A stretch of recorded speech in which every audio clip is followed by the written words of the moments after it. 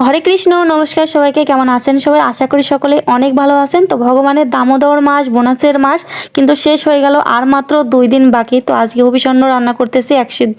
তো এক সিদ্ধ রান্না করার জন্য এখানে আমি কিছু সবজি নিয়ে নিয়েছি, মিষ্টি কুমড়া, আলু, কচু এবং বাদাম, কিশমিশ, আর নিয়েছি কয়েকটা কাঁচামরিচ। কাঁচামরিচটা আসলে ব্যবহার না করলেই ভালো, তবে আমি গোলমরিচ পাইনি, এজন্য কাঁচামরিচটাই ব্যবহার করছি।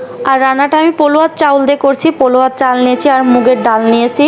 কার্তিক দামোদর মাসের শেষের এই 5টা দিন কিন্তু খুবই গুরুত্বপূর্ণ এবং মাহাত্ম্যপূর্ণ। সবাই অনেক শুদ্ধ ভক্তগণও অনেকভাবেই পালন করে থাকেন। তো আমি আমার সাধ্যমতো পালন করছি। আমি অসুস্থ, এই জন্য ঠিক মতো হয়তো পালন করতে পারলাম না। জানি না ভগবান আমাকে কৃপা করবেন কিনা। তো ভগবানের কাছে ক্ষমা প্রার্থনা করি, ভগবান যেন আমাকে ক্ষমা করে দেন এবং আমাকে যেন কৃপা করেন, আমি যাতে সামনের বছর থেকে এবং শুদ্ধভাবে সুন্দরভাবে ভগবান শ্রীকৃষ্ণের এই দামোদর মাস সঠিক নিয়ম কানুন মেনে পালন করতে পারি। শাস্ত্রে এই মাসে অনেক কিছু বর্জনের কথা উল্লেখ করা আছে। তো সবাই তো সবার সব কিছু